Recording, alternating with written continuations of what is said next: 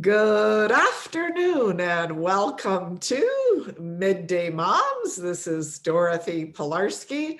I'm just so thrilled to have you here. As you're signing on, could you please say hello to us and hello to Teresa in the chat? You know, if you're Maria from Meadowvale, say, hi, I'm Maria from Meadowvale. If you're Maria from Mexico, just say, hi, I'm Maria from Mexico in the chat. We love to know who's here. Because one of the problems with these Zoom meetings is half the time you're wondering, is anyone really there? So when we see your name pop up in chat, it helps us, it helps me, it helps Teresa. So please do say hello to us as you're signing on. Don't be afraid. We don't.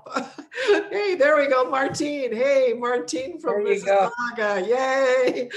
Thank you very much, Martine, for joining us. You're such a loyal attendee. It gives me hope knowing that, yes, Martine will be there.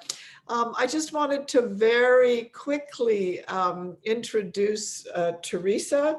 Teresa is in her 18th year of being Director of Family Life Ministry for the Diocese of Hamilton. Teresa, do you want to just tell people a little bit about yourself? Sure. Well, was 18 years on July 1st, so I'm now into my 19th year. Oh, okay. I am living in Hamilton. I grew up in Hamilton, attended school in Hamilton, went to McMaster. Then I attended Brock, got my teachers a Bachelor's of Ed, Master's from St. Augustine's in religious education, and was teaching in the Catholic board. I stayed home for many years when my children were younger. Went back and was teaching, happy, thought that's where I was going to stay. And then the diocese approached. I'd done some work for them in the family ministry office, and one of the people were retiring. And I said, I don't know about that, but I took a 2-year leave of absence, and I love the job, love the position. Really everything I'd ever done in life sort of came to a center here. And so here I am all these years later, lots of learning that have happened, lots of meeting people. These things are wonderful to be able to reach out. I work with Birthright, have since my oldest son was born. I'm director here in Hamilton. He's going to be 38 this year, so I've been there a long time too. And also with the diocese, I began Project Rachel, part of my work here, to support women who've had abortions. So it's really an all-encompassing job. And my most important role, I always say, is as wife to my husband, Joe, mother to my 4 children, now 3 in-law children, and to my 6 grandchildren. And we're hoping, of course, we'll see more of those in the future. Oh, wow. I'm always so impressed and edified when I hear about all the things that you've done, all the things that you're doing. And just also a reminder that there are different phases, you know, in a mom's life. Yeah. You know, I was on the road to like workaholism and careerism and, you know, traveling internationally, then took years off and then went back. And then, you know, so life as a mom really is exciting, you know. It is exciting, yeah. And sometimes people think that, you know, these years when our kids are little, I'm going to be missing out on this and that. And if I don't, you know, keep my nose to the grindstone at work or whatever, but really, it's still waiting for you. I stopped altogether, and when I came back, it was still waiting for me. Kind of like the dust falls under the bed, you know, it's always there. Yeah, there's always plenty of work to do, right? Always plenty of work to do.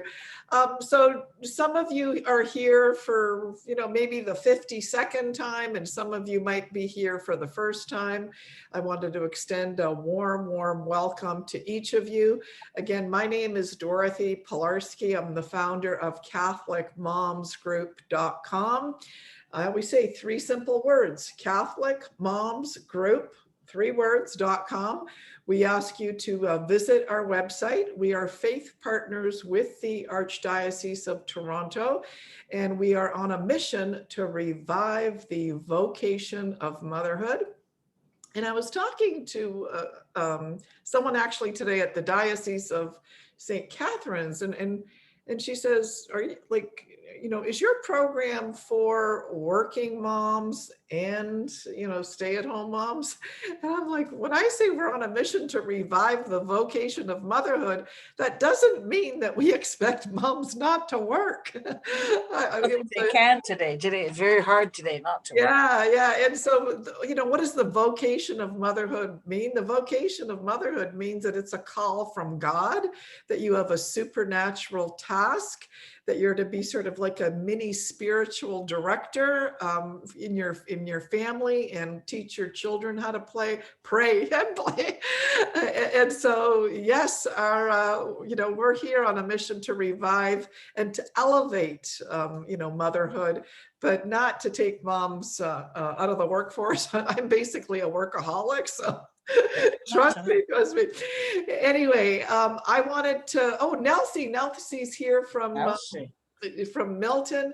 Nelsie is going to be starting a Catholic Moms group there. We're in fact working now with the Archdiocese of Hamilton in starting a moms group. So I'm going to play a very short 3-minute video that tells you a little bit about our ministry, and then we'll dive right into today's talk because I just can't wait. So let me share my screen here and find, there we go. Oh, that's not what we were supposed to find.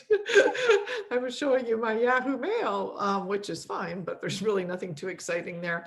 So we help parishes start moms groups, mothers and tots groups, and virtual groups.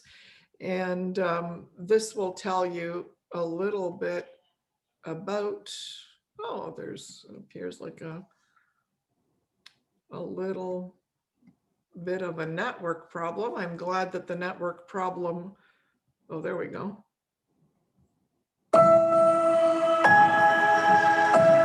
Mothers, by our very nature, we are nurturing, loving caregivers. We are social beings, made for friendship and community. We are also spiritual by nature, made by a loving God to know Him and love Him, and to pass this love of our Catholic faith on to our children. But right now, many mothers feel overextended, distracted, and exhausted. Though as Catholics, we have the community of our church, many mothers attending Mass could not name the moms sitting next to them in the pew they share. Community and support among Catholic mothers is desperately needed in this hectic and chaotic culture.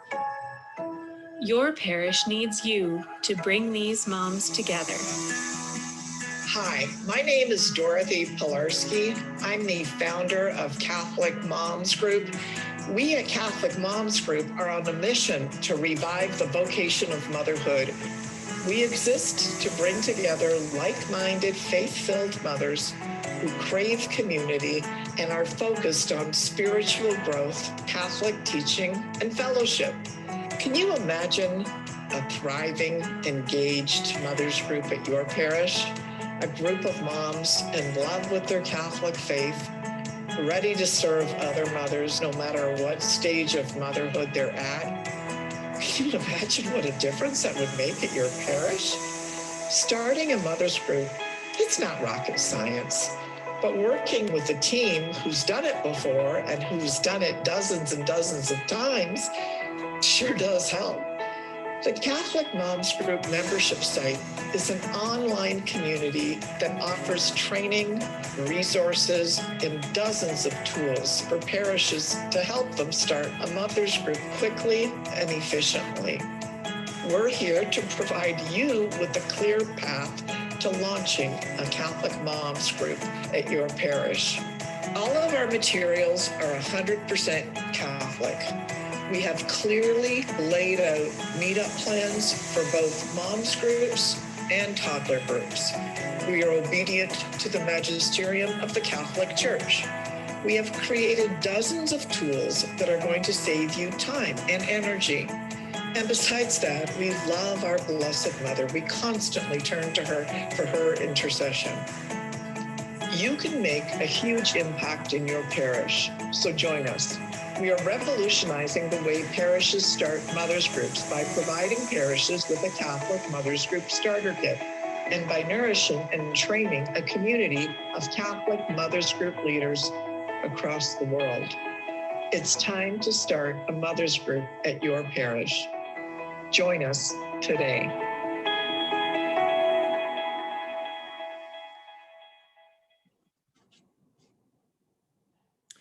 So we're hoping that someone here today gets the call from our Blessed Mother to start a mom's group at her parish. You can contact me, or if you're in the Hamilton Diocese, you can contact Teresa. We're here to help you, and we guarantee you'll have a lot of fun doing it too. Now, Teresa, again, thank you very much for joining us today. In one of our conversations, Teresa mentioned a number of presentations that she's done, and she mentioned this, family of origin and how it affects you and how it affects your family. And, what are some of the things that you as a mom can do to stop the effects maybe that your family of origin has had on you, that you're kind of unconsciously passing down in your own family. And Teresa, it's a remarkable topic. I just can't wait for you to share your wisdom and information on it, because I do think that once moms examine their family of origin, that it frees them on a number of levels, but sometimes it doesn't. So I'm gonna, the floor is all yours now. So Okay. tell us a little bit about how you came across the topic, and what we can do to learn more, and so on. Yeah, well, I'm going to give you some background information in a minute. We'll go through some things. I'll pull up some slides, but just as a little sort of example from my own life that maybe give you some insight. So before I started the job here, of course, we understand that our family influences us and all those kinds of things. Even in the research and therapists and all that, family of origin was not always considered as strong an influencer as we now know that it is. At times, people who were had issues with the law, those kinds of things, they'd look to family and say maybe there was a problem in the family, but we didn't look to our everyday living. So my sister and I have children that are very close in age. Two of our children are the same age, and our oldest are 1 year apart. So we used to do a lot of traveling together in the summers. And every year when I have 4 children, 2 boys and 2 girls, as I mentioned. And so when you're packing up to go away, if you're traveling, if you're going, to a cottage, you got tons of stuff. So I would be packing the beach toys, the cold clothes, the warm clothes, the food, everything. And so the entire front hallway of my house would be full of stuff. And my husband would come in from work on Friday night. We'd be leaving on Saturday. And I'd say, somehow you got to fit all this into the car. All he had to do, just as a little aside, is pack his own things. And he would always make some offhanded joke, and it was a joke. He'd say something like, are you sure I think you've missed the kitchen sink? Or, do you think we drive a truck? Or, so there would always be, and it would always set me off. I don't know why. I knew he was joking. So we were traveling this one time, and because the kids used to flip around and sit in our other vehicles. Sometimes my sister and I drove together. Sometimes the guys who drive together. So we were driving together, and I said, you know what? I can't believe it. Last night I got into this whole snit because Joe mentioned something about the kitchen sink, and she said, oh my God, that's the argument we have every year too. And then she said to me, she's 2 years older than I am, don't you remember that when we were getting ready to go on holidays, every year as kids, we religiously went away to a cottage somewhere. My parents booked a cottage. Don't you remember mom and dad having that argument every year about how much stuff was bringing? And dad would say, what do you think? How can I do that? He'd put the playpen on top of the car, fill it with stuff. So we got talking about this, and we both realized that we weren't even really angry that they were making a joke, or her husband was the same, but something sort of rose up inside of us. And it suddenly dawned on me, it's what we heard, it's what we learned. So now I'm arguing with my husband, and I don't even really care, because of a learned something that from childhood that I didn't remember. I didn't remember my parents arguing like that. So these are family of origins are in the little things of life, everyday things. So we're going to look at some of the material today. We're only tip of the iceberg kind of thing, but it'll give you some insights, for your own self. Because often when we do marriage preparation, we do a piece on family of origin because we know how much what we came from impacts us. What I like to say is the second we exit the womb, actually, we could go that before children exit the womb, we're impacting them as well by how we eat, all those kinds of things, the environment they're in. But as soon as they exit the womb, we are as parents teaching them two things: how to be a mom or a dad, and how to be a husband or wife. And then we're also teaching them about relationship skills. So when we think about it, sometimes parents will call me and they'll talk about how out of control their children are, but they just can't, I ask them, have they taken a parenting class, those kinds of things. And they'll say no. And I said, let me ask you a simple question. Would you want your child to be the spouse of one of your children? And when the answer is no way, they know they got to do something. So family of origin we sometimes do things as parents we don't even realize. I remember one time when my daughter got into her teen years, can't tell you what the argument was about or anything else. She wanted to do something, I said she couldn't, and she got into this whole huff. And as the words came out of my mouth, I'm your mother and you'll do it because I said so. I said to her, and now you've turned me into my mother. So, those words were, so it's an influence. It's not always a bad influence. We have great influences from our parents. I see my children who are parents now, 2 of my 4 have children, and they do lots of the things we did with their kids. It's amazing to see it so repetitive. So as you're going through this today, it's a little bit about family of origin, to think for yourself, maybe some of the things that I'm irritated with in my life, maybe some of the good things in my life come from my family. Maybe there are things I don't want my children to do. I don't want to pass on to my grandchildren. So now I have to rethink and do it differently because it's so ingrained into who we are. We're not like me when I said that to my daughter. We're not always thinking of it. The brain is like a little computer chip. It searches for what's similar to this moment. Oh, there it is. That's how you're going to feel. And that's what family of origin has done from us. We don't remember much of our childhood. Sometimes big events of joy or big events of sorrow, we remember. But experts will say we don't remember a lot prior to the age of 8 or 9. So, but you think if you've got children, you know how much you do between 0 and 9 for your kids and how much hands-on time there is. So we're impacting them. We don't remember, they don't remember, but it's all there and it's causing a response. So let's get into the material so that we don't just talk about things and we actually can see it. So I'm assuming, there we go. I'm assuming you can see that okay because I see it on my screen. Can you see it, Dorothy? I can see it perfectly. Yeah.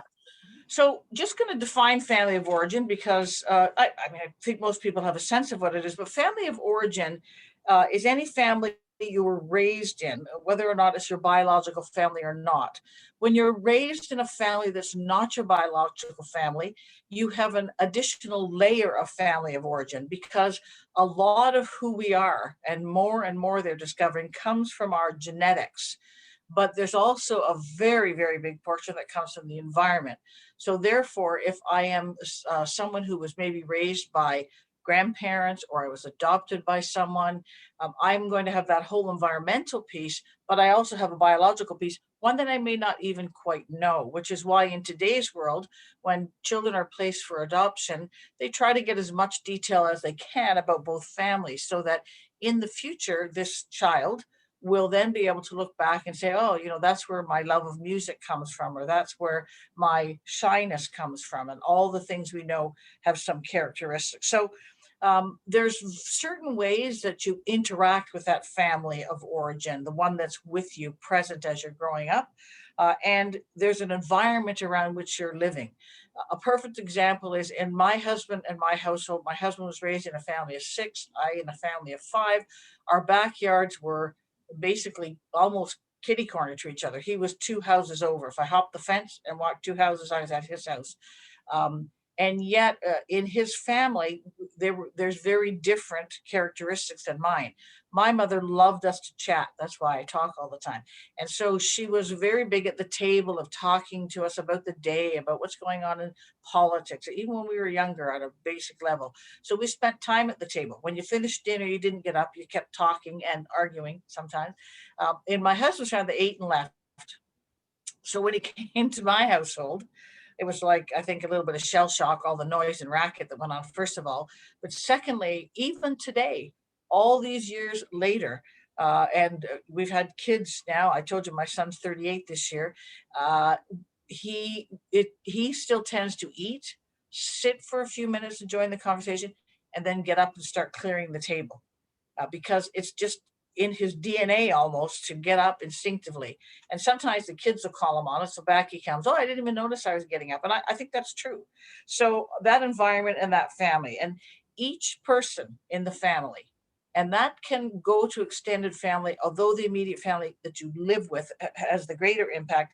uh, each member influences your thinking and your behavior, because of that close interaction. So key to understanding that, of course, our family has this massive impact on us, and you're having that on your children. So in those days when we don't do so good, we have to sort of forgive ourselves. We're not going to be perfect examples all the time. Life sometimes gets in the way, but we want, for the most part, to be conveying a good message of how to be in relationship, how to live. Is faith important to us? All those kinds of messages have to be the bulk of the time. If you ever want a perfect example, some of you may have seen this movie, of the impact of family of origin. There's a scene in The Story of Us which we use in marriage preparation. This is an old movie. It's from 1999, starring, as you can see there, Bruce Willis and Michelle Pfeiffer. And they are struggling a little bit in their marriage. So the kiddies go off for the weekend to grandma and grandpa's. They go out for a nice meal. They come back home. They get into bed, and he is, of course, very interested in this. Might be a great intimate moment for us. We've been getting along so well tonight. And she says, I promised the kids I'd write them a note.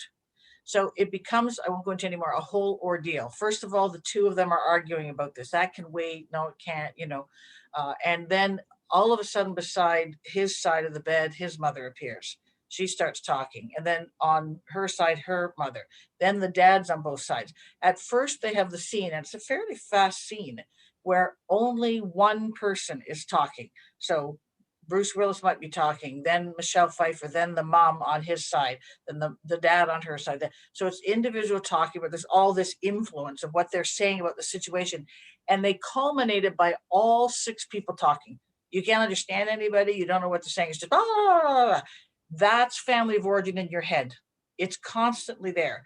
So when you're trying to override it, it's a challenge because it's directing our thoughts, it's directing our feelings. Again, that computer chip telling us, oh, here's something similar. So that voice is there. You cannot deny it. You can control it and you can override it, but you have to be aware of it, or it will influence what you're doing without you even realizing it. So you may have been told, as many people are, you look like your dad, you talk like your mom, you act just like Uncle so-and-so, and so it's always bad when it's Uncle so-and-so. And, no family is perfect. We know that. But we do get traits from our families. We do look similar, and we sometimes look dissimilar. I have a daughter who people in the mall will say to her, are you Teresa Hartnett's daughter? Because she looks so much like me. My other daughter is more like her dad. She's more like the Hartnett side of the family. So in our families, not only do we physically look and sound like people, my friends will always tell me, your sister and you talk exactly the same way. And we talk with our hands, but we're not Italian, because a lot of people put that trait down to Italians. I don't know why. Maybe that's, again, a cultural characteristics.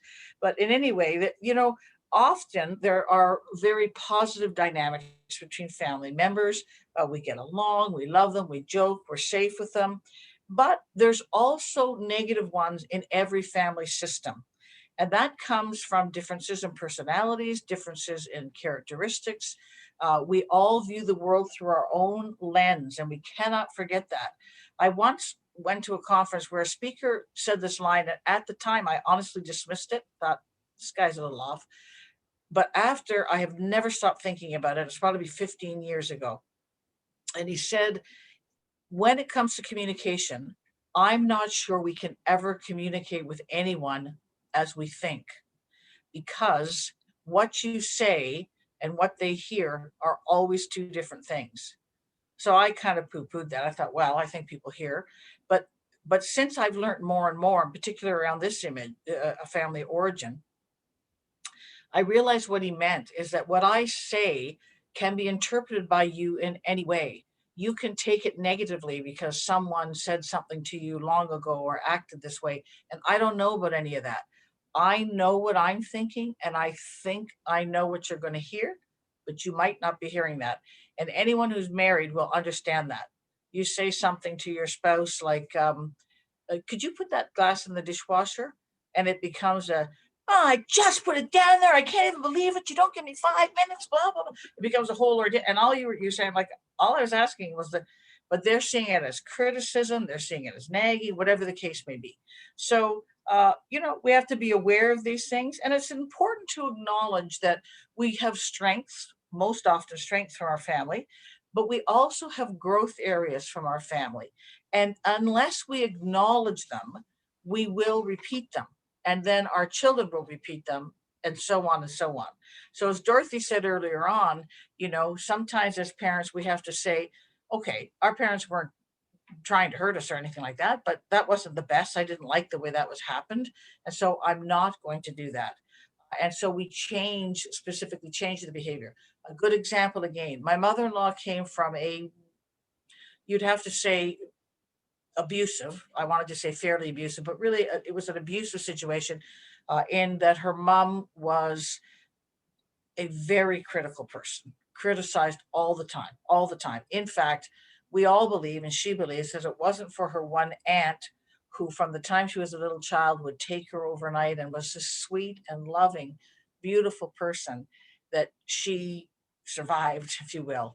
She made a conscious choice never to be that way with her children like her mother, because it was so hurtful to her.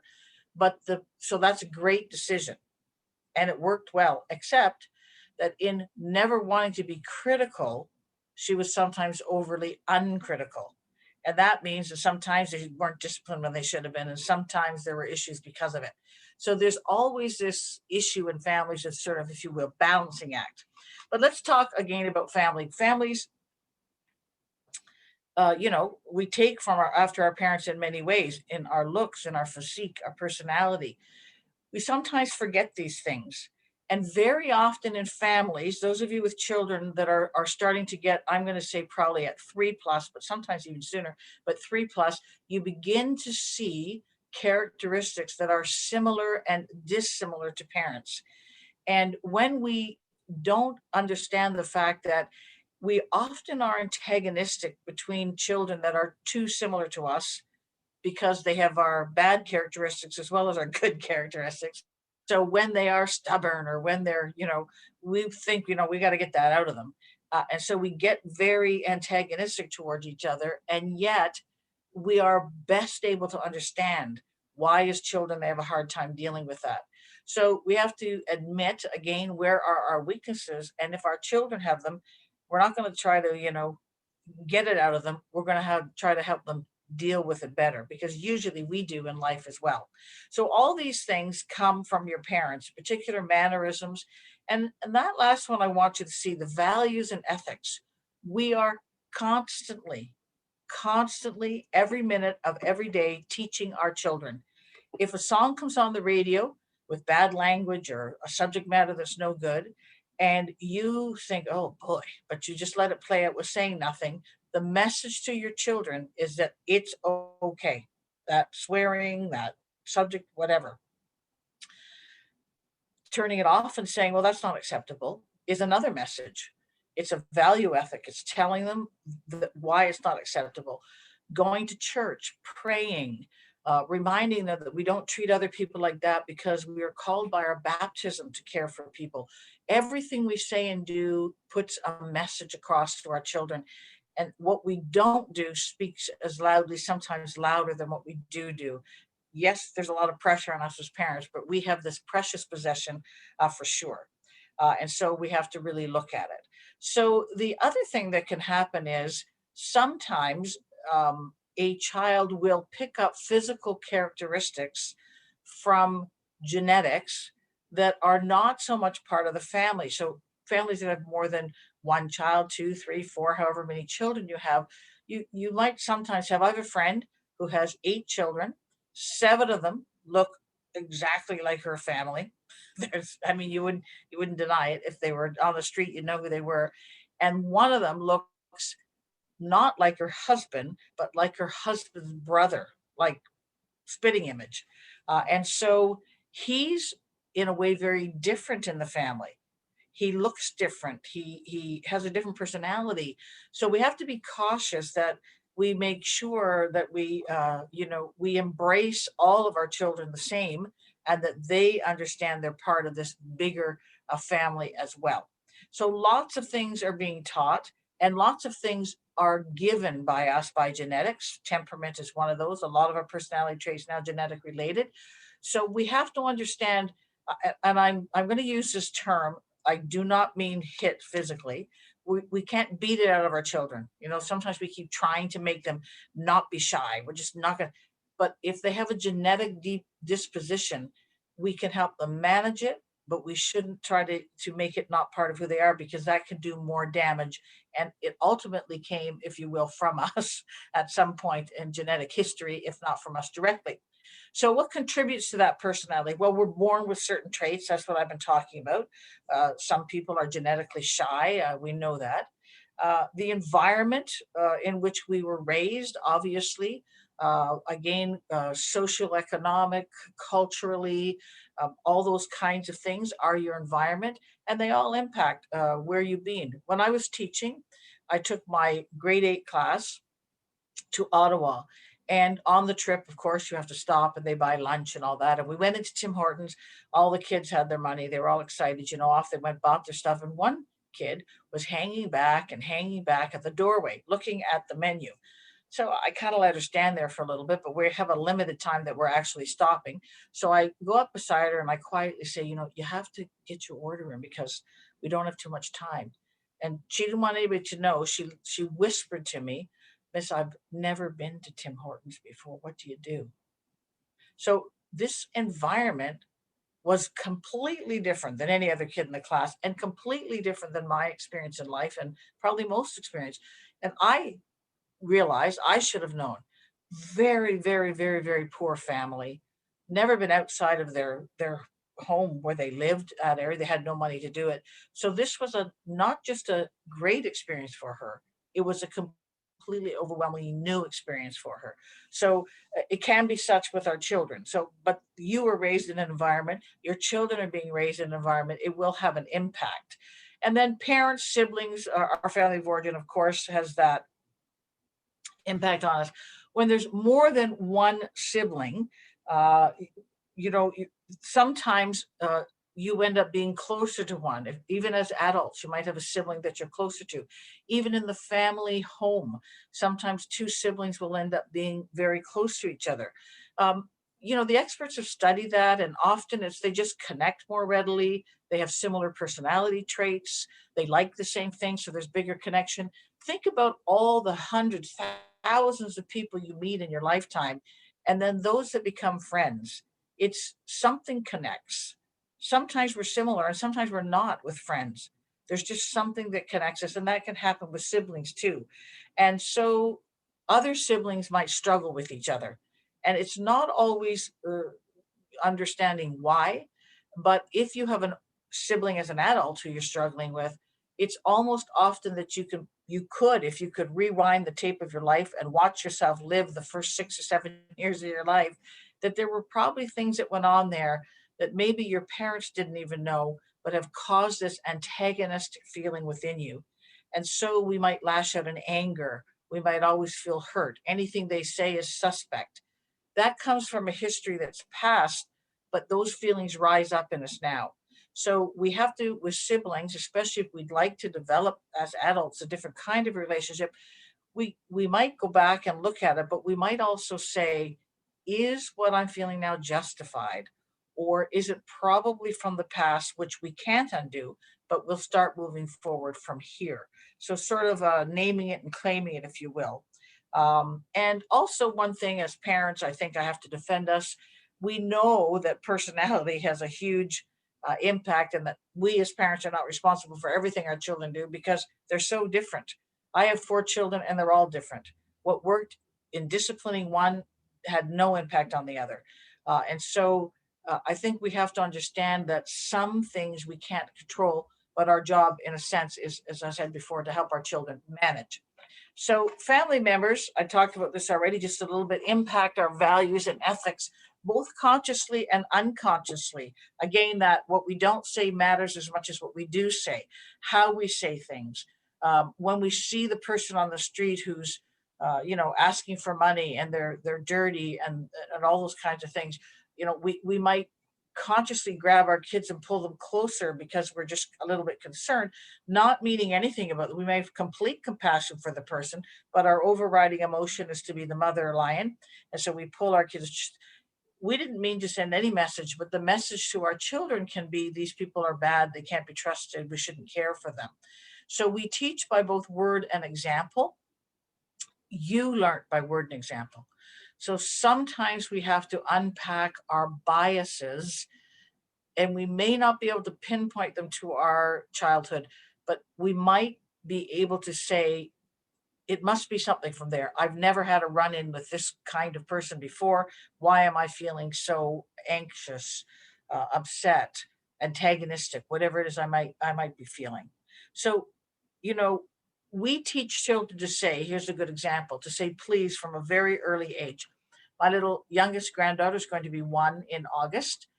And so now they're starting, when she's wants, she's got the hand going, she wants a piece of something at dinner. They'll say please, and so they're starting. And my other grandchildren, same thing. So now it's secondary nature. They don't think about not saying please. It's just part of who they are because their parents have said it over and over. And so, could I have a drink, please, Grandma? Can I have something, Grandma? Can I have a cookie, please, Grandma? Um, uh, so, and they know how to get what they want from Grandma. So all I have to do is add the please in, and all goes well. So that's the kind of thing we ingrain our values and our ethics in our children. After a while, my oldest granddaughter's 9. Nobody has to tell her to say please anymore. It's ingrained in who she is. And I believe she'll probably say that all of her life. She'll say please. So can be our ethics and our values. So we're constantly teaching by what we do and say and how we do it. So what we see growing up can be very good. Teaching please. They see you giving to charity. They see you at the store when you get outside. I remember once I had the 4 kids, they were all little. My youngest 2 are 18 months apart. So the baby was in a car seat. The other one was that much older. Getting through the parking lot, the whole ordeal. Got to the car, put the groceries in, got 3 of the kids into their car seats, et cetera, et cetera, putting the baby in. And I see in the shopping cart that I have accidentally picked up, I think it was mascara, and put it on, and nobody saw it. I didn't even think about it. So I could have taken it away for free. Nobody was running out to arrest me. But I said to the kids, "Oh, I forgot to pay this," and I had to go back in, unpack the whole, go back in. But that's a moment of, if they knew, if I had said, "Oh, look at that, I forgot to pay for the mascara." Oh well, what can you do? They didn't seem to notice. And I don't mean it bad. I would never steal. I just this moment, but I am teaching something to my kids. And so this has been part of our past. We might have picked up some things. It can also be part of your children. So, we have to look openly at our family influence, at what it was, what it could be, at moments when we're questioning. And, we also might discuss with our partners, you know, when issues are arising, when we start to have these fights, like I said, the night before we're going on holidays with my husband and myself, are they legit? Like, say to your partner when you're calm, why do you think I got so angry? Or why did you get so angry? is it something that's surfacing from the past and maybe not about us at all? Because that's the absolute truth, and it's so important. So, family of origin is, as you see, the source of our core knowledge about life. There's no question about it. We are gathering in this world, as I said, from the time we exit the womb until we are old enough to start making our own decisions, which uh, really we don't start making our own decisions until about somewhere around the age of 12 or 13 is the first sort of real mental realization. Yes, kids make decisions, but prior to age 9, kids really don't understand that the world doesn't work like their family because they're around their family most of the time. They might go to school, they might go to someone else's house, but their family is the way the world works. Somewhere between 9 and 12, they start to gather data in their brain. Wait a minute, this family doesn't say grace before meals, this family doesn't go to church, or this family does. So there's lots of positives that they're picking up as well. They see parents who maybe hug their kids all the time, but their parents don't hug very much. It's a norm in their household, and they start to make decisions for themselves about some of the things they would like to have in their life that they see in other families. And by the time they're 12 or 13, they're incorporating some of those decisions you did, I did, into their lives. But this pull of family of origin is very hard to overcome when you become an adult. So we might incorporate them, think they're good, this is what I'd like to do. But suddenly, in the moment of parenting, when you don't remember that moment, but you remember all the moments in your own household that's back there in the computer chip, you're not going to hug your children because that wasn't done for you. So sometimes the conscious override continues, sometimes it doesn't. So we have to look at some of those things. Looking back, as it says there, we have to look back and we have to look inward and say, if there's something in my life that I really wish, I wish I would read more with my kids. Why don't I sit down and read with them, put them on my lap and read to them? Maybe no one ever read to you that way, not because they're bad people. And so there's just this disconnect between what you want and what you do.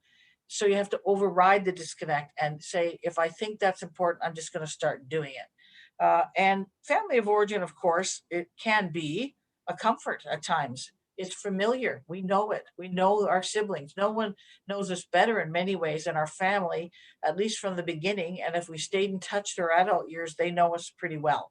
So there's a sense of comfort to that. The predictable, the holidays, jokes that we're going to be told, all those kinds of things that come up. So family of origin is important. And because we unconsciously recreate the old dynamics of family of origin, the same old issues get played out over and over again against about siblings. Think about the family dynamics. There's jokes everywhere about the getting together at Thanksgiving or Christmas. Everybody's anticipating, can't wait to get the whole family together. And every year, after dinner, over a glass of wine, starts the same old argument. So and so says something, the other sibling jumps on it. It's all, yeah, we go back to our childhood.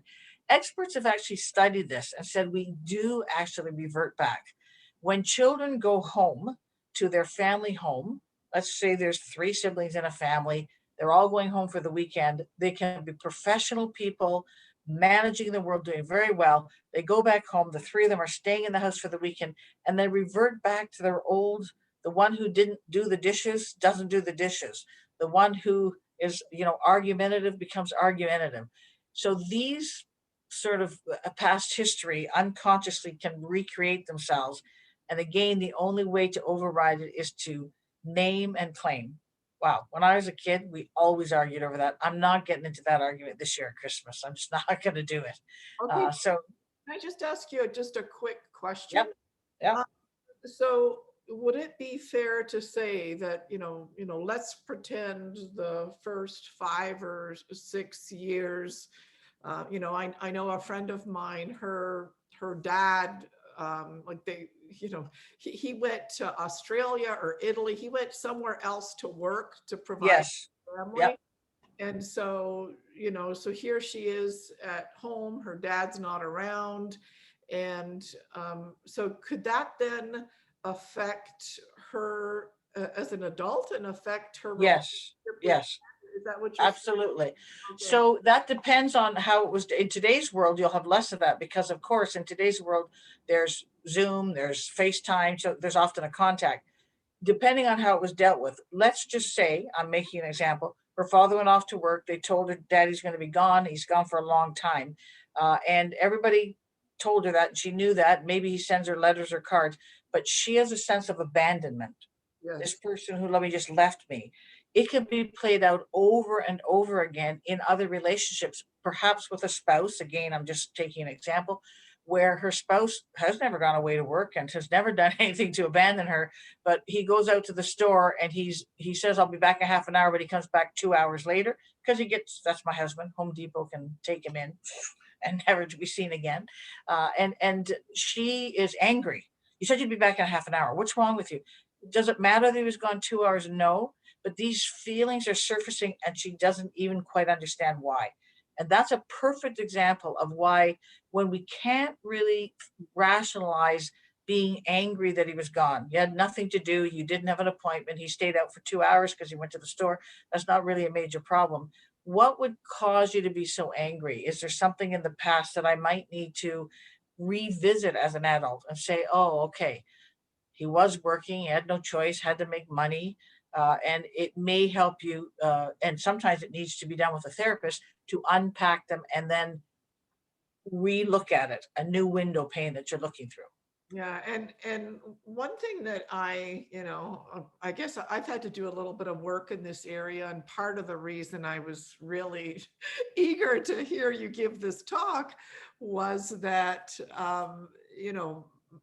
my mom, for example, was a young girl when the World War II broke out, and Yes. then then she got married, and we were supposed to come to Canada, but we didn't, and then we did, and she was very ill after giving birth to me, and so I'm trying to figure out. I'm like, okay, was I in the hospital with her or wasn't I? Like, I'm just trying to Yes. kind of Yes. work, right? Yeah. I often encourage women to take your family of origin to Eucharistic adoration and bring a journal and ask yourself, okay, how did my dad affect me, positively or negatively? How did my mom affect me? But and to work on all of those issues, because just another interesting fact. My dad, when he married my mom, he was a widower with two boys, and so the perception that my two half brothers have of the family is completely different than the perception Yes. that I had. Yes. We Yeah. were Yeah. they were grieving their mom. I wasn't grieving anyone, right? Yeah. And so it really is a fascinating, journey to examine the family of origin. I've had to kind of recognize and acknowledge and pray for, my half brothers that just see things completely differently. And Yes, of course. And again, that's what I'm saying.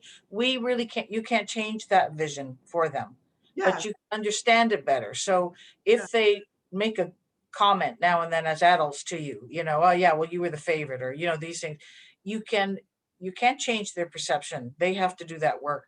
But you can say to yourself, I'm not going to get annoyed. They're looking at it in a whole different way, you yeah. know? And so So really yeah, appreciate this, because I've done a lot of work in this area, and I think a lot of moms are either fighting with their husbands or fighting with their children, and they don't really understand what's causing it. And the other thing that I'm just such a proponent of, and that I'm so glad that you're here, is to remind moms that what you are doing today is yeah. creating a family of origin for your children. And Yes, it is. And we can't control everything. And yeah, I better yes, no, get myself moving. yeah, So we actually see that we can't. But the reality is we do our best. And yeah, sometimes our kids will be impacted. We also can interpret how kids are taking something in. I'll give you a perfect example. Pool. The pool is a perfect way for you to understand. Some kids, you have the deep pool, they will walk in and jump in and they would drown. They have no fear of the water. You've got to constantly watch them. The other kid comes to the edge of the pool, sees the water, cautious, put the toe in. If an adult's holding them, they'll go in. They're kind of nervous. They hold on. They relax as time goes on. Another kid who's never been in the water. All these 3 kids, first time in the water, terrified from the second they see the water, screaming, crying, don't put me in. They're just, so these, and you see this in young children, the first time they're going to water in a summer. This is the child's response is different in each of those cases, and that could be in the same family. So a parent who is taking their child swimming, which most kids love the water and it's going to be fun and we want to introduce them to them, all kids are having a different experience. When they grow up, the youngest one might say, "Oh my God, you forced me in the water. I was so scared and you didn't care," and the parents saying, "No, I did the same for all of you. I just took you to the water," So yes, family of origin is having impact, which we can't always control, but you're right. We can think about it, and we can think about it as much as possible, Yeah. when we're doing some. So, looking at family of origin then, and this is a good segue in, you didn't know my next slide, but it's at times it's learning, unlearning, and then relearning how to have a relationship with a sibling or a parent, how to not pass those same characteristics on to your children when you realize there's something happening. And how do we do that? We have to analyze and discuss all those things you see there: family values, tradition, significant events. Another perfect example is when a married couple comes together. One family birthdays were big birthday party, big bash, big whatever every year. In the other family, they barely acknowledge birthdays. Now they come together. The one whose family really acknowledged birthdays, they're going to have for their spouse, they're going to have the cake, the balloon. "Oh, it's your birthday, Mom." Oh, you're starting from the morning right through the day. The one whose family didn't acknowledge it doesn't acknowledge it, and the other one feels unloved, uncared for, because this was a sign of love in my family. For the spouse, they don't know what they're doing wrong. Even there was no. So again, these are sometimes they're conversations. Do you really want the cake and the party and the balloons from the morning you get up until late at night? Maybe you do. You have to tell, "This is what I really need, because for my family it meant love." The other person is not unloving to you. They just don't think about it. So all these events, these communication styles, the way we expressed feelings and emotions, when we were told not to express feelings and emotions, don't tell grandma that you don't like her pie.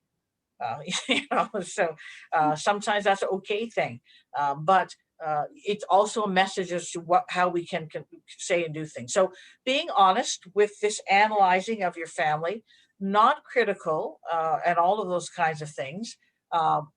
And then changing what we need to. So, do I need to share with my spouse, in my family, this is what we did and it's important. So, for my husband, when the 2 of us were married and there was no children, we'd have our dinner together. Sometimes we'd both I was still in university when I got married. So I was still, I was tired by the time I got home. We would sometimes sit and have dinner even in front of the TV. It's relaxing. It was very different. When my children were born, my first child was born, I wanted to recreate what I had. I loved that we talked as a family. I love that even as adults, we still talk around the table when we all got together. I love that my mother shared politics and social events. So I wanted my kids to be immersed in that. And I told you, my husband's family got up and left. So he'd eat his dinner and be gone. And I said to him, "Do you notice that we're still at the table?" Not in front of the kids. And he said, "Yes." I said, "I think it's so important. You want to have a relationship with them." And he agreed, and he changed his habit, but again, um, it's, it overrides us at times. We have to do what's saying, analyzing, talking about, seeing these things and saying, okay, they were different. Do we need to have a new norm? Or will one say, "Yeah, I like your norm," or "I like your norm," and so we'll kind of do it that way as a family? Also thinking about the challenges that it may ensue for them when they get older. An only child might be given more things, big Christmas, big birthdays, and all of that. Whereas a family of 8, like my girlfriends, they just can't do that for every child. So it's a much lower key.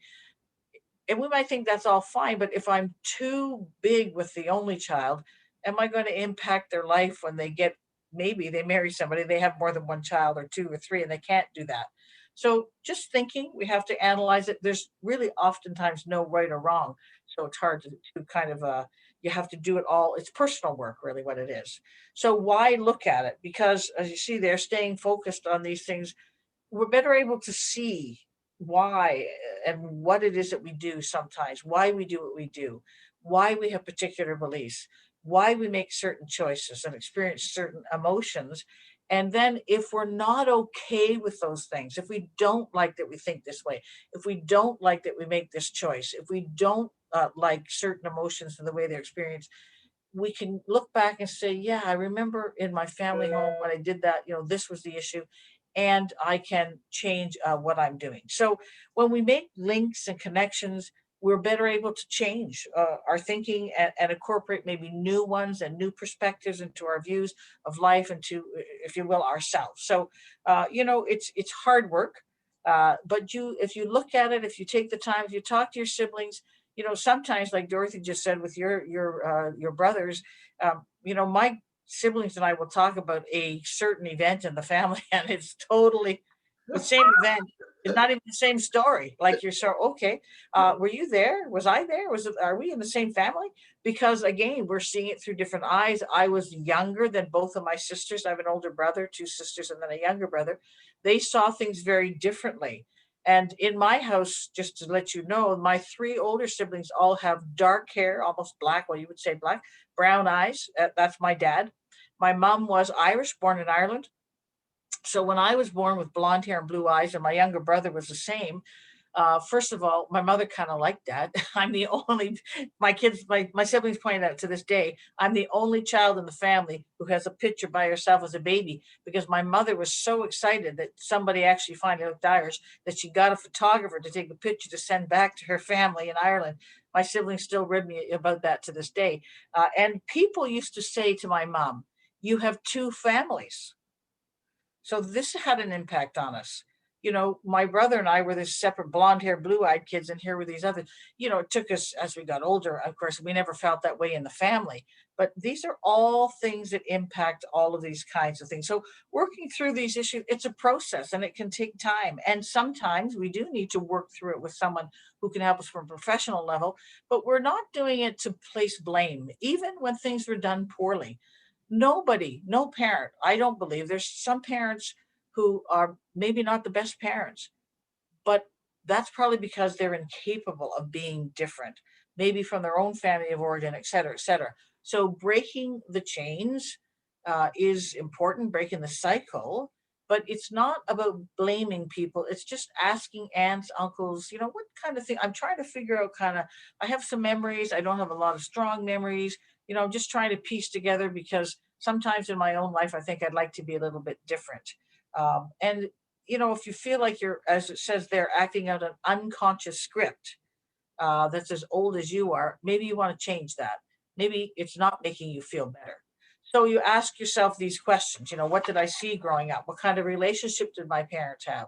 How did they show affection? How did they handle disagreements? What would you do differently if you, when you look back, and then ask yourself, am I doing anything differently? Because we very often repeat without thinking. When we're in the heat of a moment, when we get angry at somebody, the emotion takes over. We don't often think, what's my best way to deal with this situation? And yet, if we did, we'd be much better off. So I'm going to be cognizant of the time and try to get through this quickly now, because I know we're supposed to end at 3.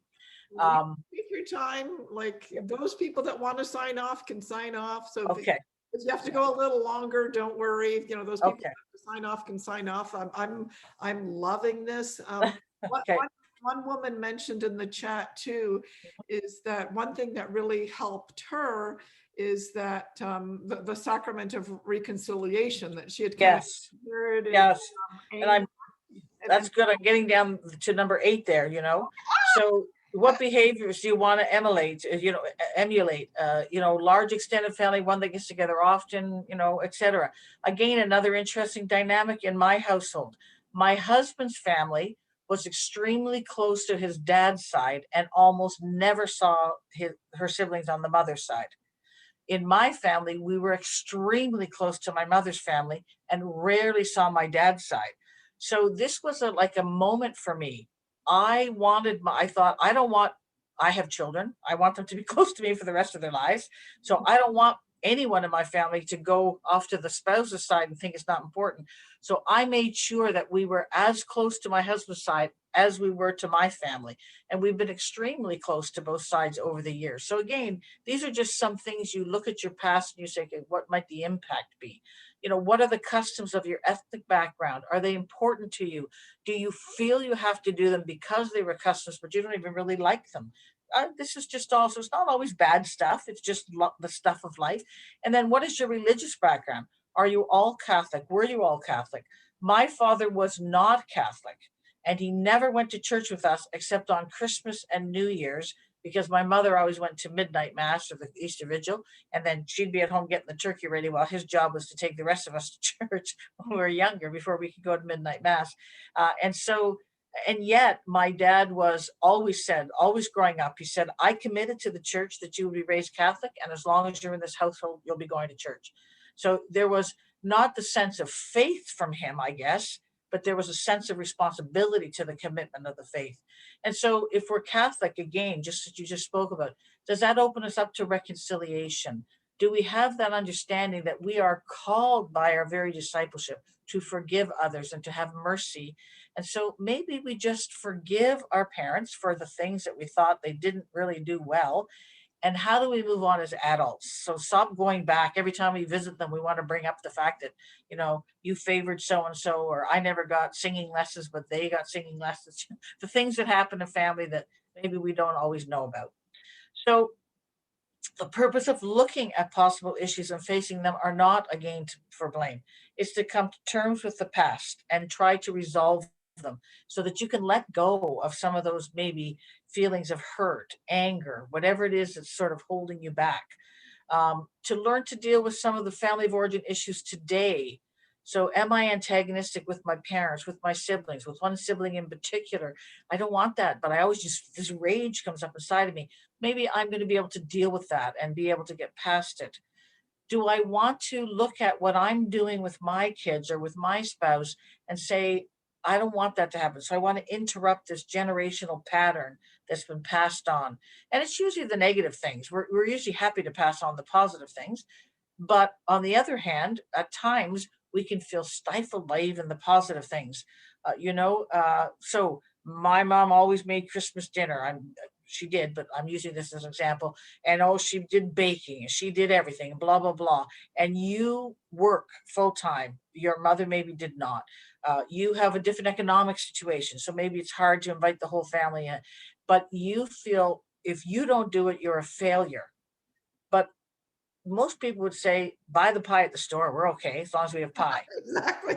So that can be too. It's not always something big and bad. It can be little things that we can't give up because we feel like we're failing our family, and our family doesn't even notice. One of the things I've realized when I make all Christmas, Thanksgiving, all these events is that I spend a lot more time planning than they spend eating. They're done. So now if I'm having a busy time at work and I have to buy the pie, I'm okay with that. But it took me a long time because my mother made all those things and I must be failure if I'm not. We have to interrupt some of those things. And then an awareness and gain a new perspective about sometimes dysfunctional patterns. And we tend to reenact them in adulthood, and we can only stop that when we recognize them. Now, So what are your thoughts, Teresa? Because I know that Father Terry McKenna has done a tremendous amount of work in the healing the family tree. Like, what are your thoughts on that? I made sure that Father McKenna, said a bunch of masses for our family tree. Yes. What are your thoughts on it? Yeah, no, he's absolutely right, because everything comes historically. This is what we're only beginning to recognize now. And as human beings, just like we hate to say that we're animals, I'm not an animal, I'm a human, but we are part of the animal species. And so we have certain animal instincts and those kinds of things that we can control because we're human.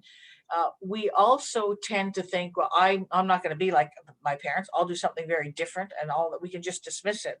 But it's so inbred in every fiber of our being that it takes more than that. So his work is absolutely right, right? We've got this family tree.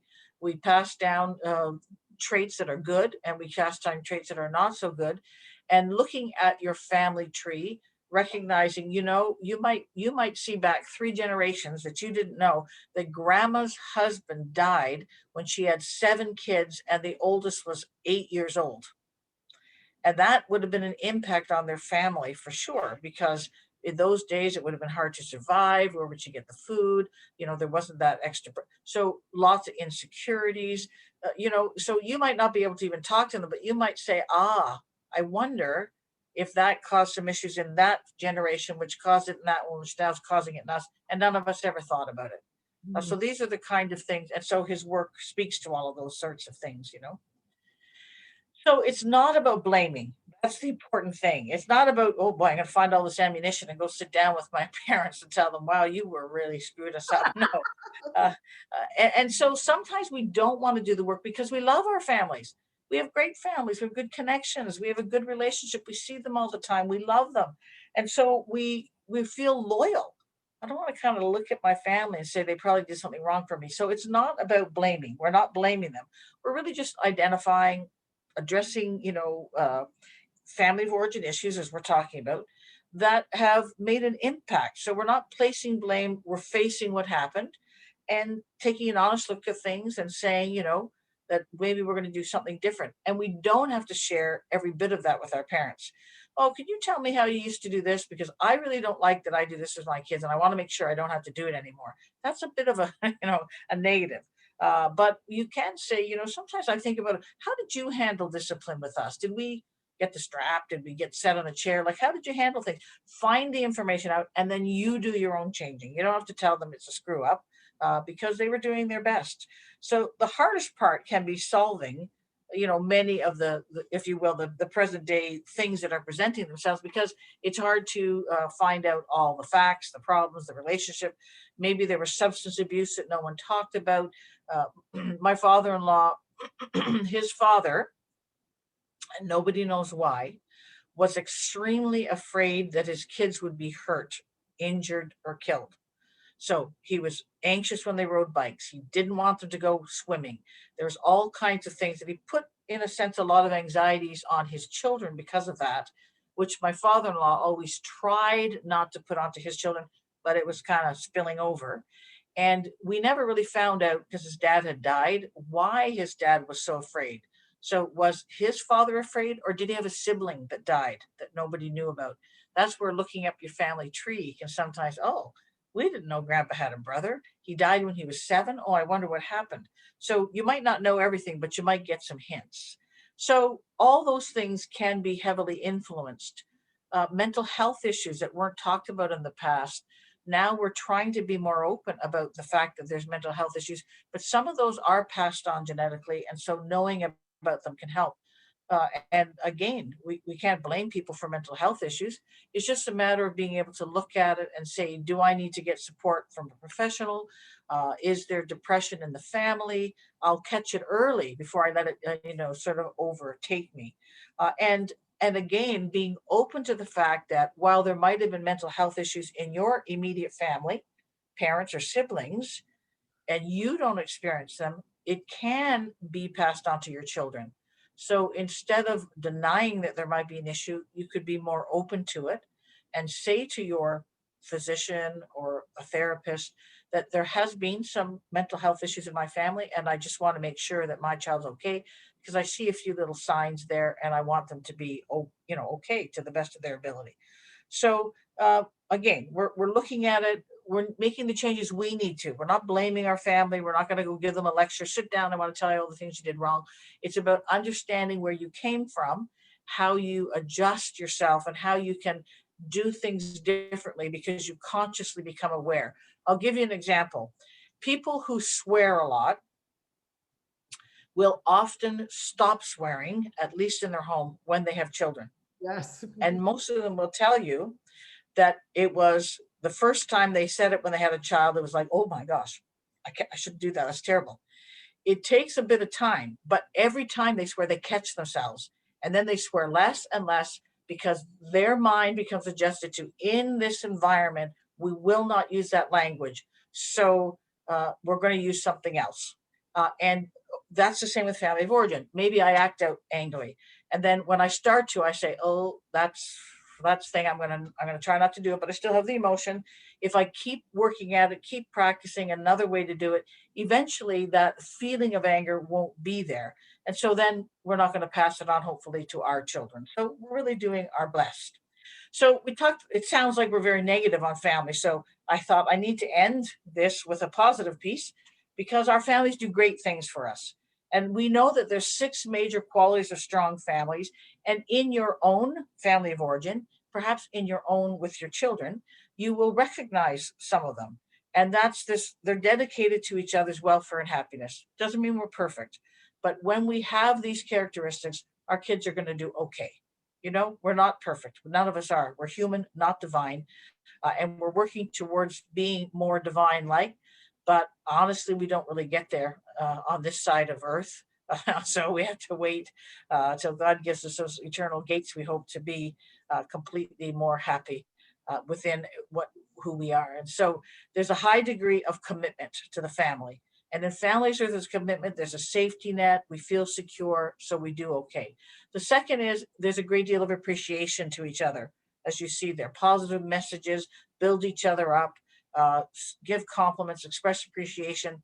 And sometimes kids are better at this than parents. But where people feel appreciated, we can take, it's the old bank. They say in relationships, if you put so much positive in, you can take a negative, but it's something like 20 positives to 1 negative. So if we do a lot of appreciating, of complimenting, of thanking people for doing that, then when we do have those moments where we're not at our best, they let it go. So it makes for strong families. Positive communication skills, it doesn't matter where you are, but key in families, key in relationships, key everywhere. But part of it is that they're good listeners. And as parents, we can usually do better because life experience, knowledge, we always want to jump in and tell our kids what they should have done, how they should have done it, instead of just listening. Or here's a good example. You have a budget for what you're going to buy for clothing, et cetera, et cetera. And so you don't buy your kids. I'm going to use the example of Nikes. I never bought my kids Nikes because of where they used to make them. But so they never have Nikes. But all the other kids in the class seem to have Nikes. So they come home with the new running shoes the first day of school. They throw them down on the floor. And they say, every other kid in the class has Nikes and you won't buy me Nikes. And so now people are making fun of my running shoes. And as a response, you have many things going through your head.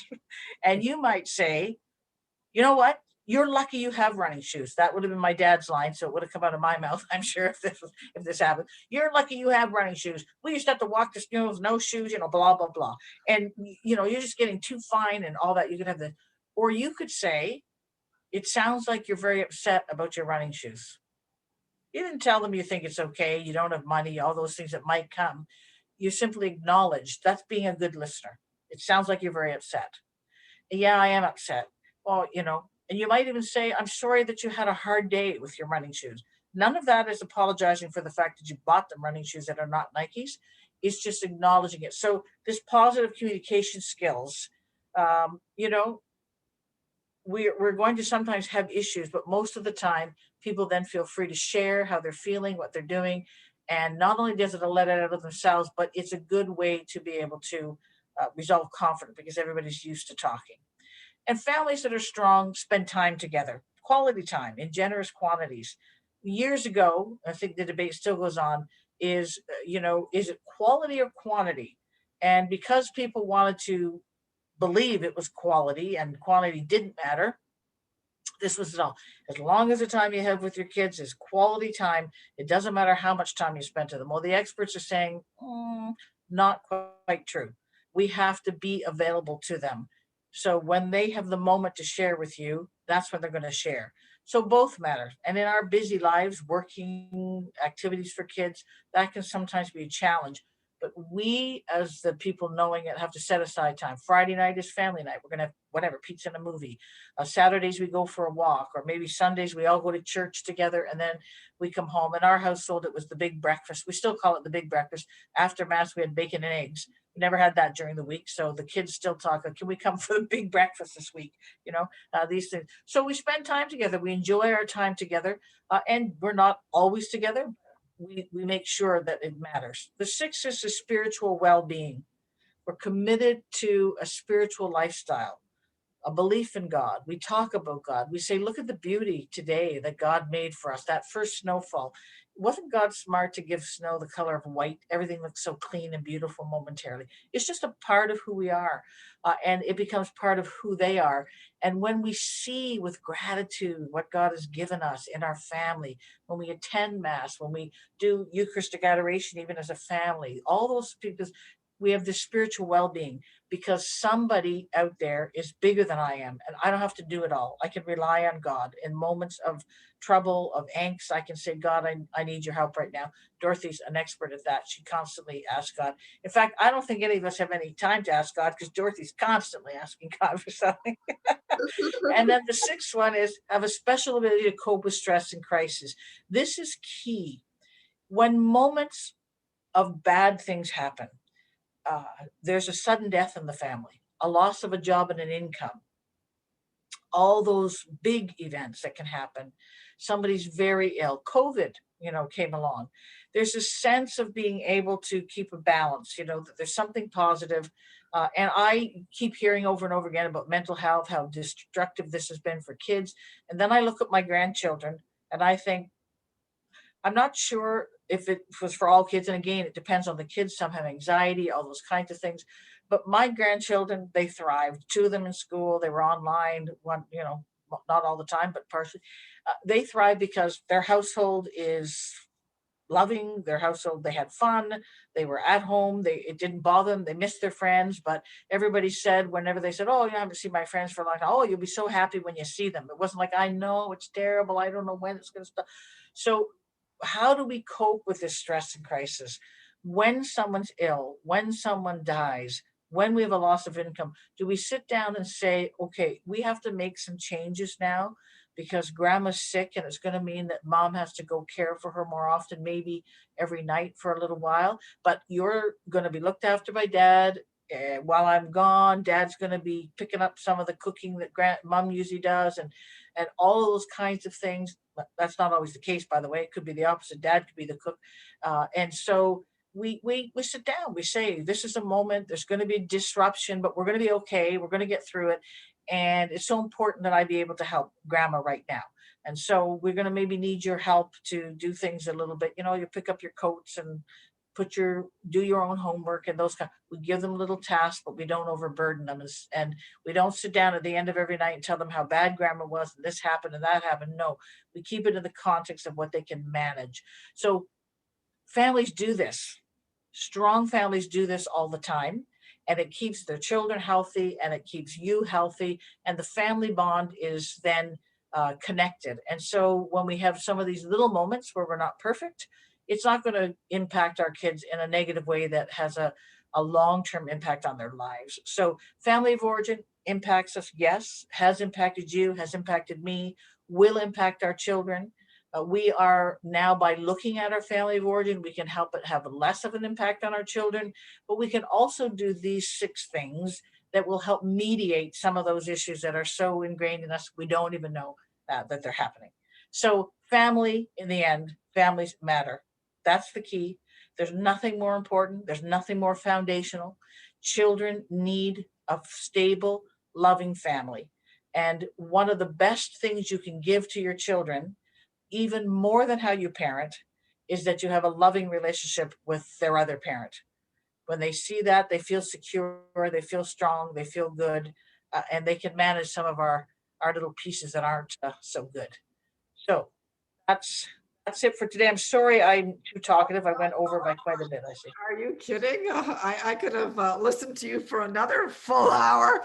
Now, just in closing, because I know that you're busy too. Like I'm being greedy with your time. But just in closing, Teresa, if someone wanted to read a little bit more about family of origin, do you have any? Like, you don't have to give it to me right now. Oh, yeah. Like, if there's any additional resources that someone kind of thinks like, oh yeah, I like, this is something, I want to study, and you don't have to, maybe it'll take a minute or two and you can email Yeah. it to me.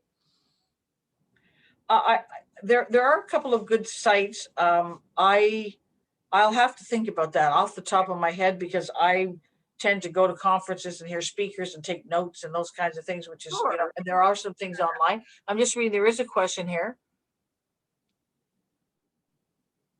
Oh, how do people go by the wayside? Yeah, their kids ticked all the boxes, hard work, and just and then they don't quite do what you want. Well, this is an interesting thing because this is a great question in a sense. You know, you ticked all the boxes, finished school, got amazing jobs, then some kids do away with all of their hard work and just do something else. They do what they want, they become something else. Their job maybe not is what you think is good for their life. This is where family of origin becomes a key because we are not our children. And because when we have expectations, sometimes unconsciously again, that we want our kids to be successful because their success means we're successful, which is absolutely not true. We do our best and then they're people. But we can be disappointed in them, and they feel that disappointment when they decide to do something completely out of your wheelhouse, as they say. You often hear this with actors and actresses, those that are very famous. Of course, thousands and thousands don't make it into the big leagues, and they struggle all their life trying to. I understand that, which is why parents are concerned. But for those who make it big, their families have the same idea. You're not going to make it. Why would you do this? I'm disappointed. You've had this education. One thing, the older your children get, you have to accept is that they come to a place of making their own decisions.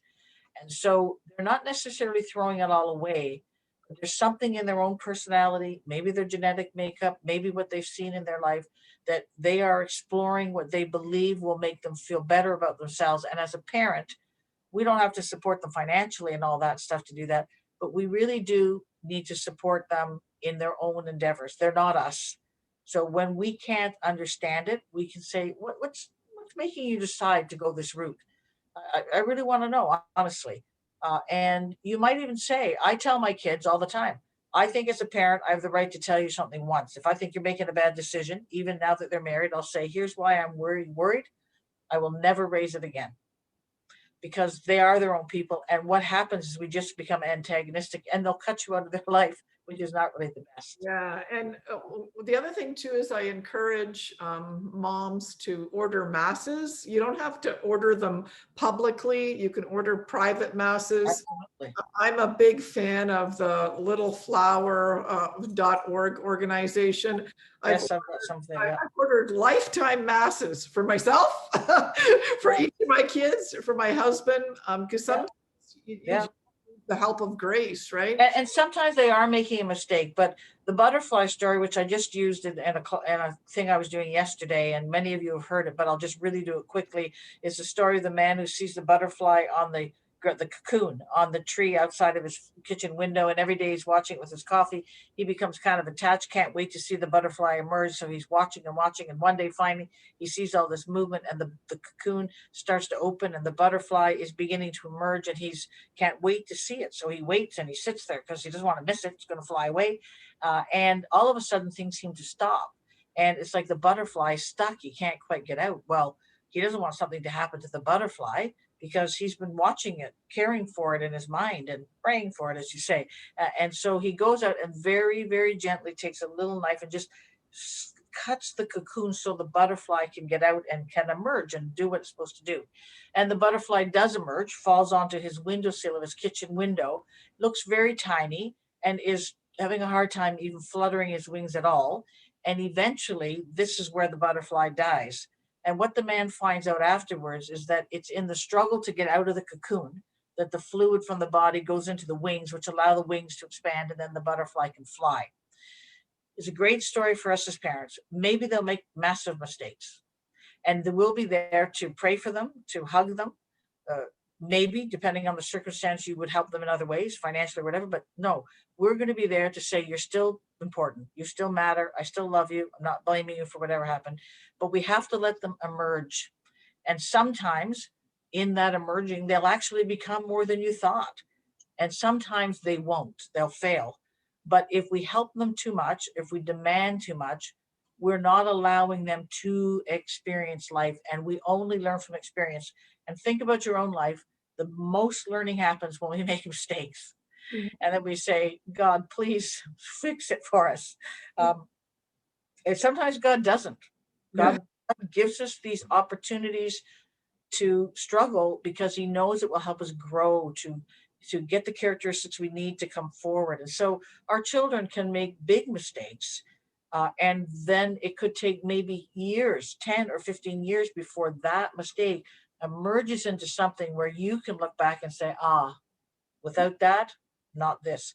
God will always use opportunities to help us be the best we can be. So it is hard as a parent. There's no question. My children are all in their adult years, but they're now their own people, and they really do have to be allowed. I have a lot of parents, just for those of you that are listening, you might have little kids, because when they get older, it's hard when you think they're making a mistake, who phone me and they say they don't see their children, they won't let them see their grandchildren, there's so much anger, and they never understand why. And with just a few questions, they start to say, well, yes, I was critical of them. I didn't like the person they were marrying. I didn't think they should buy that house. I didn't, everything. So the kids just say, I'm an adult. I'm not taking this anymore. So the question always for us is it our time to be parents? When they're younger, it is. When they're adults, if they ask us, it is. If they don't, it's not our right. Think about your friend coming and saying, well, that was stupid of you to buy that house. What? Because you bought the house for a reason. You liked it. You thought it was good. You would be angry. You'd probably cut them off. Well, we don't have those rights as family. So it's a challenge.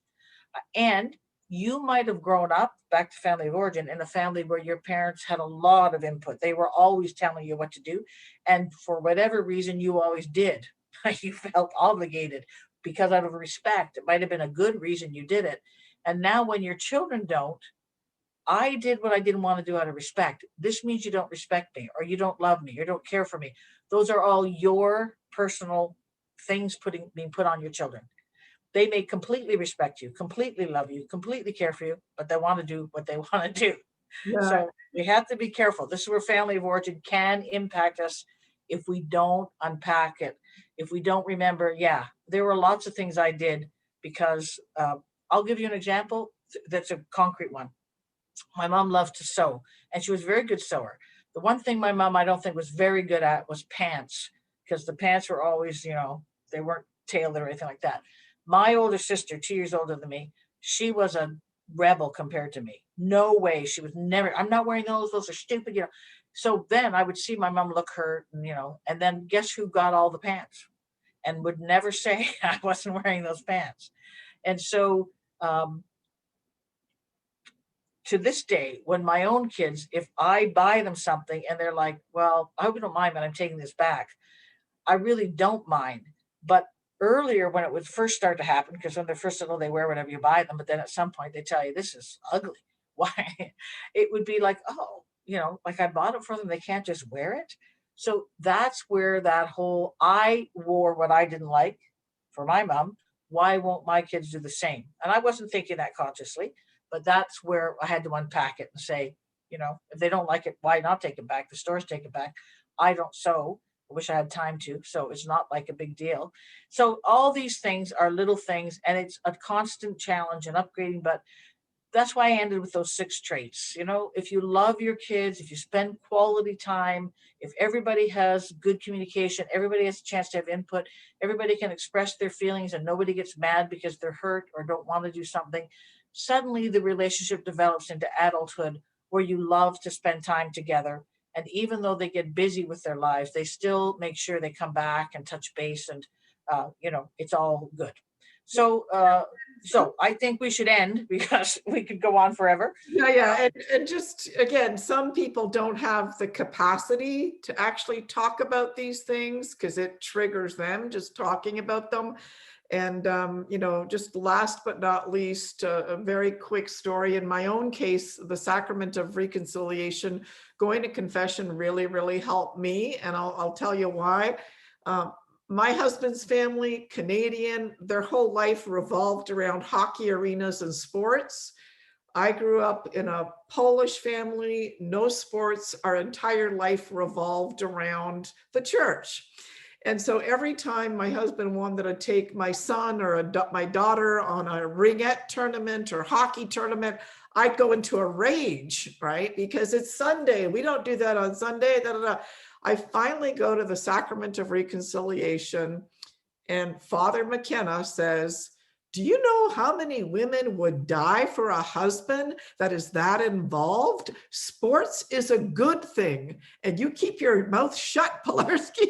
You know, and I had to see that I was creating fights in the family based on my family of origin and not appreciating my husband, who was actually being a very good and committed and devoted dad. And sports are a good thing, right?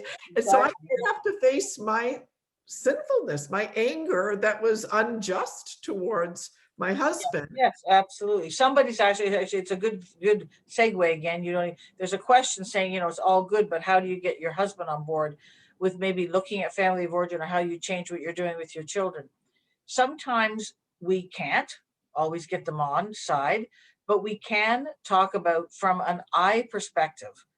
That's the best communication tool ever, and it's a learned communication style to be able to say, you know, I've been looking at things here and I'm worried that, you know, we're being too controlling, we're being too whatever this case may be. I'm worried. I really feel that I need this to change, and here's how I see it, you know, how we could change. What are your thoughts? They have their side. Well, that's stupid. You can't, you know, if you get into it, well, you never do anything, you'll never try, you may as well say, forget it, kiss it goodbye. The constant thing is, well, I think I really believe that this is a problem, and I see it impacting our kids. So I'm going to start doing things. I just want you to know I'm going to start doing things a little bit differently. If it makes sense to you, maybe you will too. But I'm going to start doing that. Often people come on side when they see that it works, but also any of you that were on the 1, 2, 3 discipline, that's a perfect one. If you use that and you see it working, suddenly the other one's like, I'm gonna do this too, because I don't want to be argued. So it is a challenge. It does take two when it's in a family dynamic. But even if one changes, if one person changes, the entire family dynamic changes. Mhm. So you will make an impact, and you'll certainly make an impact for your children, because you'll be treating them differently, and they'll be seeing that the dynamics that have changed. Yeah, So and yeah. yeah, and one thing you might want to do, like this video will eventually be uploaded to YouTube. One thing you might do is sit down with your husband and say, let's watch this video with, you know, Teresa. And so maybe in watching it together with your husband, that might open up Yeah. some thoughts. Anyway. Anyway, so I thank all you that have come on today to hear some of this, and we've been a lot. Sorry for the length of time, because I usually try to honor that, but hopefully good thoughts and good discussions. And you know what? You don't have to hunt down every single thing in your past. Find things as they come up and say, well, I wonder why I'm like that. I don't want to be that way. And suddenly and gradually and slowly, you can make something different. Yeah, so thank you all for joining us today. A very big warm and thank you to Teresa. Teresa, I just when you were just speaking, my heart was just like rejoicing, and I'm like, okay, what am I going to get her on to talk about the deals? I was already excited. You're such a gifted and talented communicator. Thank you for using your skills for the glory of God, and thank you for just how generous you are with your time. I just feel like you're a sister in Christ, and it's like a little mini symphony when I'm listening to you. It's just, you're so gifted and talented, so thank you. That's why I come on, because you're so complimentary. I have to come here to get those. Well, trust me, I don't compliment everybody, so and I wouldn't ask you a second and a third time if I didn't think you were just totally, you know, you just could communicate very clearly and succinctly, and you cover all the bases so quickly. Anyway, thank you all for joining us today. There's a song I like to sing at the end. I'm so glad we had this time together, just to have a laugh or sing a song. Seems we just get started, and before you know it, comes a time we have to say so long. Anyway, so please know our ministry offers a mass every single week for the intentions of the moms that are connected to our ministry. So we are ordering, there's a weekly mass every single Monday. We are praying for you. I'm praying for you during Eucharistic adoration. Please consider starting a Catholic moms group at your parish, because it's just so much more powerful and meaningful when there's women sitting around and getting to know one another and actually building relationships. And that's what you would be doing at your parish. Okay. We're really excited to announce we're going to be starting 4 mothers groups in the Archdiocese, the Diocese of, Diocese, yeah. not the Archdiocese, the Diocese of Hamilton. Nelsie is going to be one of our new mothers group leaders. So rah, rah, hip, hip, hooray, Nelsie, thank you. And anyway, we love you. Thank you for joining us. If you enjoy these sessions, please take your email distribution list and send them a link to our YouTube channel so this news will spread, because we're not meant to stay stagnant in our role as mothers. We're meant to grow. We're meant to grow in holiness. We're meant to and have fun in our family lives and not be claimed by chains, but we're meant to be called to be free, right? And that's what Christ came to give us, is our freedom in Christ. Anyway, love you. Thank you, Teresa. Thank you, everybody, for joining us.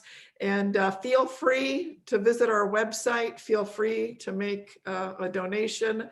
We have lots of plans for the ministry, but we need your help. Okay, so thank you, everybody. Good. Thank you. Thank you, Teresa. You were awesome, and we'll talk to you soon. Yep. Okay. Take care. Bye. Bye-bye.